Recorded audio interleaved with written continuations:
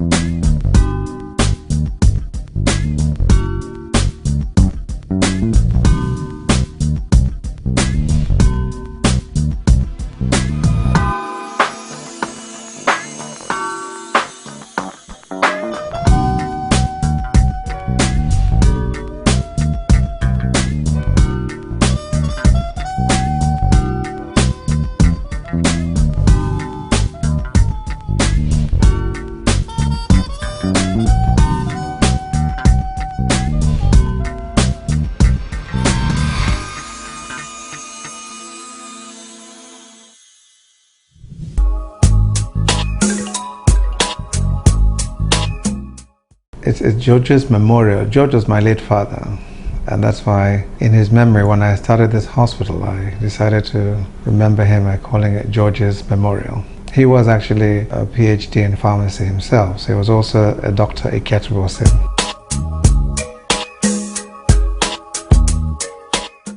We set up Georges in 2006, and one of the issues that we face in the Nigerian health space is that the public sector isn't as fulfilling as we would like it to be. And what do I mean by this? I mean, it means that a lot of specialists don't find the tools they require to perform optimally in the public sector, and this is why the private sector thrives. And it was in that light that I decided that, to be able to offer the best services for which I am trained, I thought it was ideal, it would be a good idea for me to set up a practice of my own. And my focus has been, all this while, I'm a gynecologist, but my interest has been made in infertility and endoscopic surgery. And so I set up Georges Memorial Medical Center, which is a women and children's hospital with focus areas in obstetrics, gynecology, general gynecology, endoscopic surgery, and then in vitro fertilization and embryo transfer, as well as pediatrics. So these are the core areas in which we practice.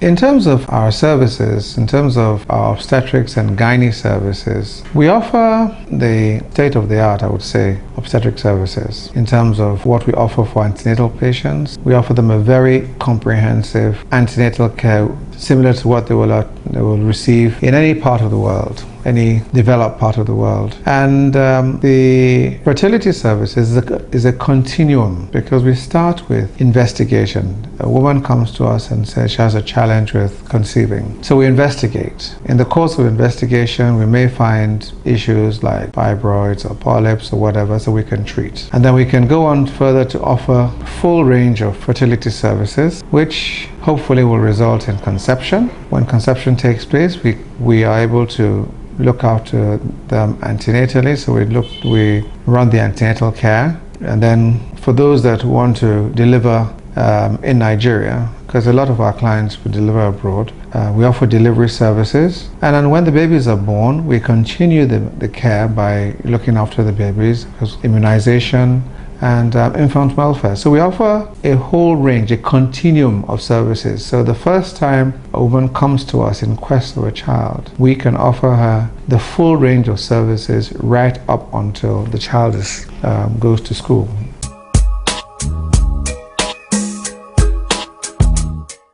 Well, we aim to be the private hospital of choice, delivering qualitative patient care in a comfortable, friendly environment. As you would have noticed, we try to make our institution dehospitalized, as it were. In other words, there's not too much of all the things that are associated with the hospital, we try to downplay, white coats all over the place and so on. And we want people to feel comfortable, but our emphasis is on delivering top quality healthcare.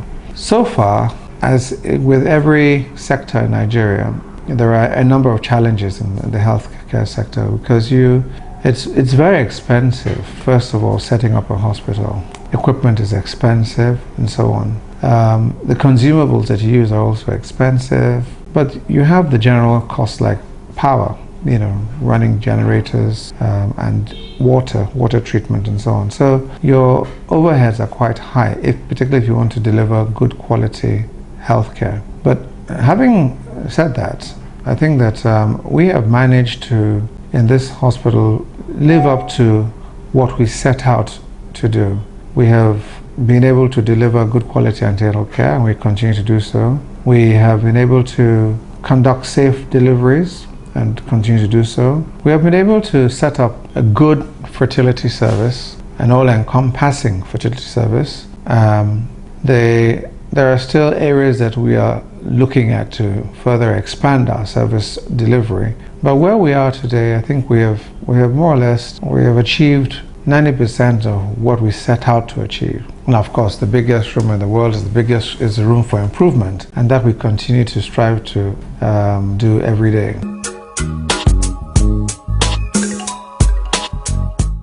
First, as we care, we genuinely care for the concerns of our patients and for making them, to ensure that we empathize with them and understand why they come to us and treat them in a humane way. Next, then we have courtesy. We aim to treat everybody with respect, irrespective of who they are, what they do. Those things are of no consequence. We regard everybody as a human being, and every human being deserves to be treated with courtesy. Integrity. We will not do what is wrong.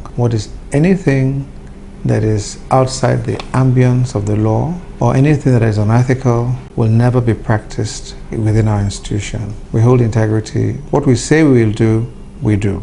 We also, expertise. We aim to ensure that we give the best expertise in whatever area that we're practicing in. Sometimes, and where we don't have the expertise in-house, we will ensure that we refer you to where you can get the expertise, because you can't be all things to all people. But we will not cut corners by claiming to do what we don't have the expertise to do. Teamwork. We believe that no man is an island, that together we can reach greater heights and excellence. In everything we strive to be the best. In every area of our service delivery, we want to do it better than anyone else can.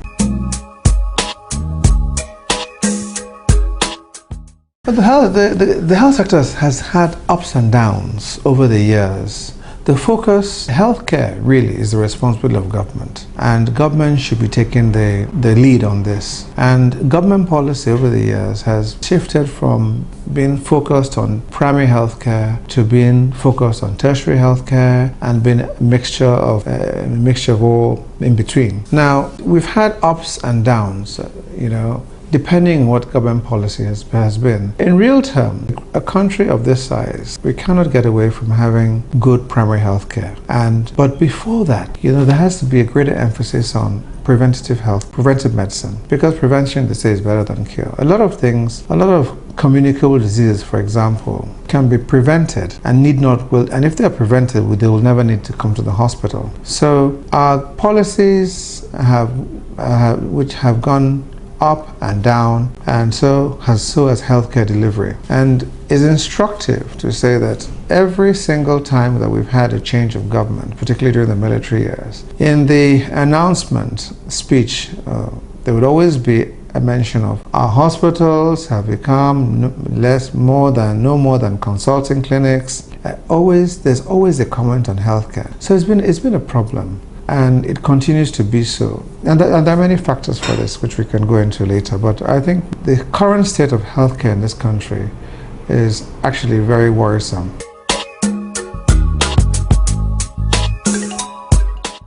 The National Health Insurance Scheme is work in progress. It's a great idea because the only way the health coverage as it is today is very, very small. Very few people have access to good health care. And I'm looking at the country as a whole. You go into the hospitals in this certain parts of this country where you will find, I wouldn't say no doctors, but if a hospital, say, let's give an example here, a 50-bed hospital that has 2 doctors, it's not rocket science to say that those 2 doctors are going to be ineffective for that kind of institution. And there are health centers across the country that have no doctors. In the rural parts of this country, there are many, many areas where there are no doctors. It's not that there isn't a need for doctors, but most doctors don't want to go to the rural areas because of practical survival, the essentials of life. I mean, you can't go to a place where there's no water, there's no electricity. When you have a choice to work in areas where you can have these basic amenities. So we are in a situation where there's very, very poor penetration. The health bill, health insurance is a great thing because what it does, it gives more people access to health care, all right? And at the moment, it's mainly for people in government employment. But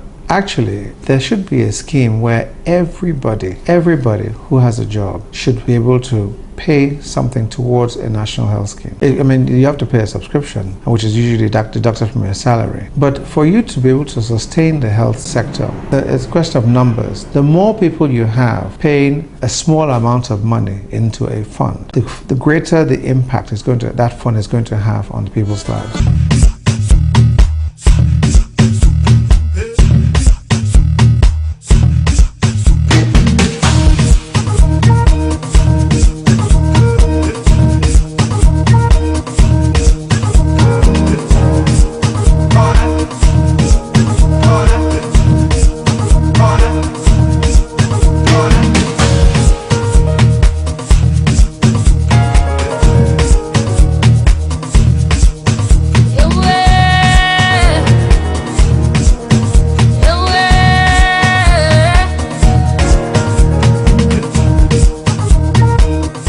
EOM Business Network.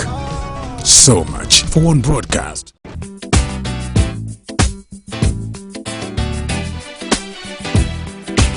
The health management organizations, or HMOs, are again a work in progress. Because here the concept is, what the HMOs do is they go to big organizations and say, look, you have 500, 1,000 employees going to different hospitals, and depending on the policy of the company, each person brings his own medical bill, all right? And so the companies cannot budget because healthcare, they say, okay, we're going to spend X amount on healthcare for our staff. But every year they exceed their budget because nobody wants to say, my staff had an operation or my employee had an operation and I refused to pay. So it seemed that the way forward would be let an organization come to me and say, all right, I will provide healthcare for these 500 members of staff. We are going to pay X amount of money. Now, The HMOs then go to the hospitals and say, okay, I have 500 or 5,000 people who need healthcare. Now, I know your normal rates for providing these services are X, but because of this huge number of, let's give us a concession. So you negotiate a concessionary rate, right? Now, somewhere between what the companies pay and what is paid to the doctors is the margin that the HMOs make as their own profit, okay? Now, ideally, this should be a win-win situation. The companies are getting able to dispense of the responsibility of micromanaging healthcare for their staff. The hospitals should also be happy to get clientele on a regular basis. Therefore, and the HMOs in the middle should be getting some remuneration for the services they're providing. So as a model, it's a great idea. But in practice, the problems that we have in practice, why does it not work in practice? Because healthcare is expensive, okay? So from the HMOs, when they go to companies, they need to negotiate realistic rates with the companies. Now, if you negotiate unrealistic rates with the companies, remember you then have to go and talk to the hospitals. The hospitals now are presented with an even more ridiculous rate. And they say, no, we're not going to work with this. Now, if they decide that, oh, well, because of the numbers that the patients that they are being promised, they're going to work with these rates, what then happens is that for them to be able to work at that level, they begin to become creative in the way they offer healthcare. So they use cheaper drugs, they offer fewer investigations, and so on, to try and manage the cost of looking after each person. So at the end of the day, what happens in practice is that most enrollees of HMOs don't get a good deal. They go to the hospitals and they get frustrated.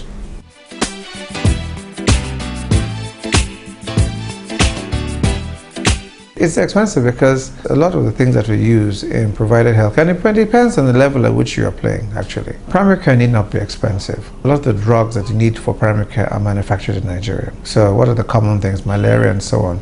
Antimalarials are made here. But when you come to specialist healthcare, it is very expensive. It's expensive in terms of manpower, all right? Specialist manpower, we don't have enough specialists in Nigeria. Number two, equipment that the specialists need to work are expensive and all imported and need to be updated, all right? So, and because the practitioners are sourcing funding in the open market where the rates are astronomical, as you know, there is no way that they can offer anything that, and of course they've got to make a living. So healthcare has to be expensive.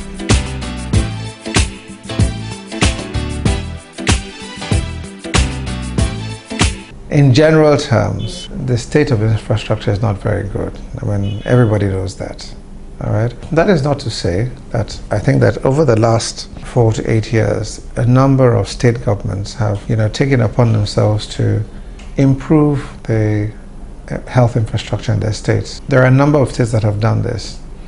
And so it's a work in progress. It's expensive. Building a health center is expensive. Equipping a hospital is expensive. And it's often not the top priority of any government, any state government or federal government. And it's worldwide. Healthcare is expensive worldwide.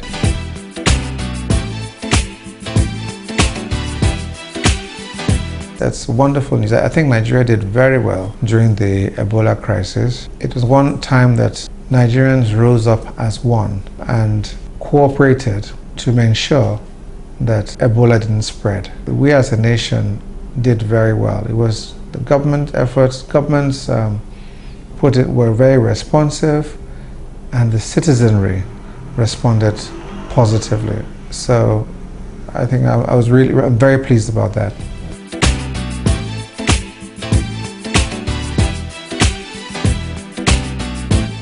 When people talk about being the largest economy, they want to feel it in their pockets. That's the bottom line. So even though, yes, by whatever calculations that we have used to rebase our economy, in real terms, in terms of everyday living, I don't think people don't feel the impact of that statement. Today, if you look at what the exchange rate is today, considering that we're an import-dependent country, The price of goods and services are just going up every day. Yes, we may be the largest economy, but unemployment is still very high, and people's purchasing power is going down.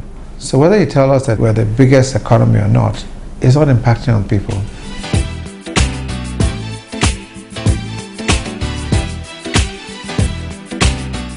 I don't think that in the health sector, I don't think we're as exposed to multiple tariffs as there are in other industries. I think in Lagos State, perhaps, there are a number of taxes, but I don't think we suffer unduly.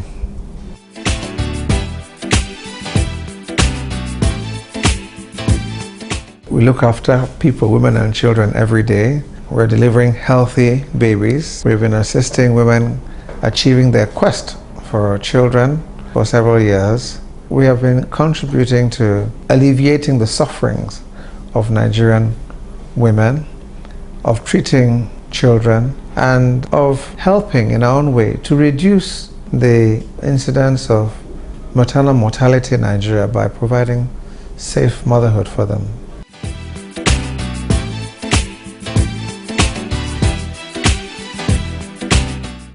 Once we have steady and sustainable power supply, everything takes off from there. If they ask me about one thing, I would say it's power.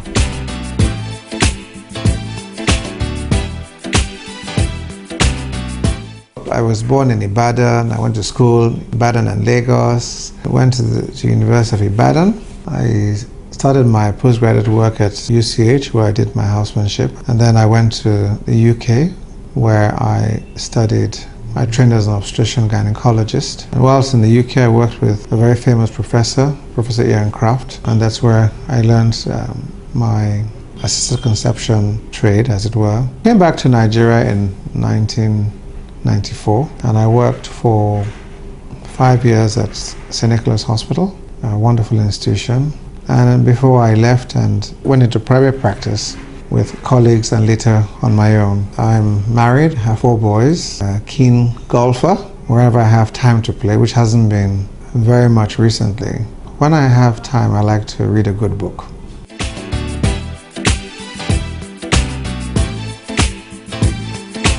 I have very little leisure time. My day is usually quite full. I'm involved with the church choir, I'm a chorister. So the choir practice takes your time during the week. Like I said, I play golf at the weekends when I can. And I try and spend some time with the family, particularly the weekends, because everyone's busy during the week. But at least at the weekends, there's a lot of family time.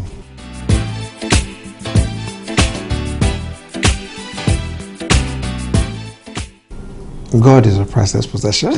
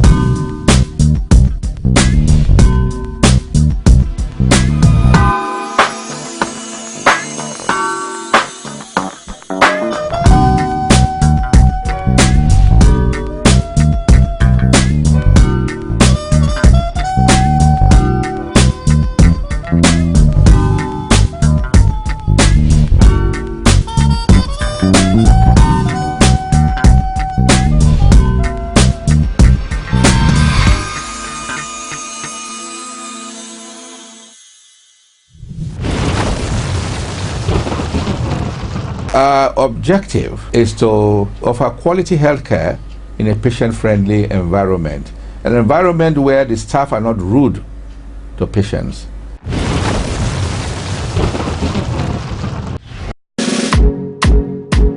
So the passion to continue practicing what I learned, I think, was one of the bedrock that made me to set up Kingsview Specialist Hospital. Quality of life is gradually going down every day.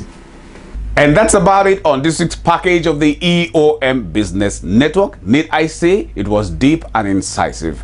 We just hope you have learned a few things more, perhaps, on George's Memorial Medical Center. Thank you so very much, our esteemed sponsors, for your continued interest and support. And just in case you missed out on this broadcast, then you can still join us on the superhighway, www.eomcommunications.com.